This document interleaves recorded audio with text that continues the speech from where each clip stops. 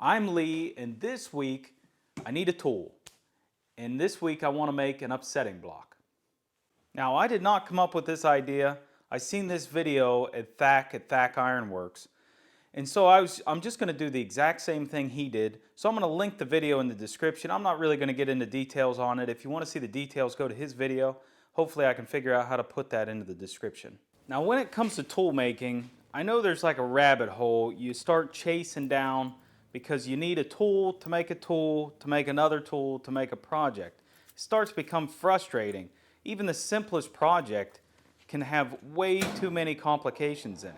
Now, even a simple project, like trying to just make a chisel, can become frustrating as a blacksmith, especially if you're trying to start with, say, coil spring, because you can heat it up, you can get it hot, but the problem is getting it straight enough to be able to work with it and be able to hold it. So most of the time, you're going to need a set of bolt jaw tongs. So then that's another item that you got to make. And then if you don't have a vise to straighten these out, then you fight it, and you're using multiple things just trying to make this simple tool, and all you want to do is just make a project.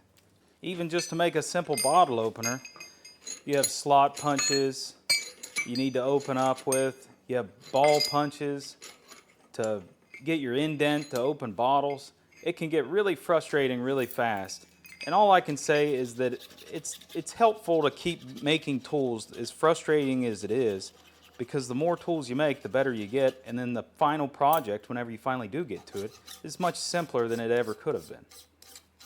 So what I'm saying is, if you just started or you've been doing it for 10 years, you still chase that tool rabbit hole where you just keep making them. And then eventually you have a really good supply of tools and you don't have to worry about it so much. But I definitely know the frustration and don't feel like you're alone in it. But it does get better.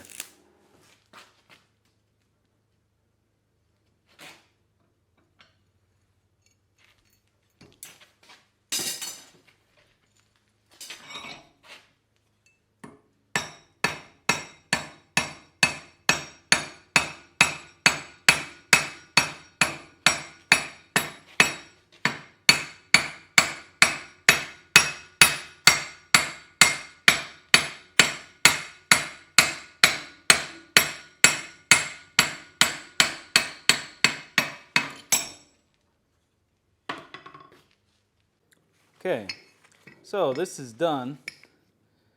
As you can see, I got some dowels in here to make sure this lines up. All the edges are filed off so I don't get any cold shuts.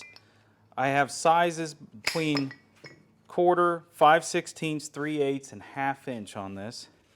You can see it works perfect, upsets the material real nice, make perfect rivet heads if you want. That's what I'm going to use it for. Now, I didn't really crown this one off real well, but it's going to work fantastic for my next project. That's what I need it for. And these ears are just to hold it down in the vise so it doesn't fall out. Now, I'm not the greatest welder, so don't judge my welds too much. But I think this is a great project, and I'm going to use this for a long time. I hope you enjoyed the video. I'll see you next week.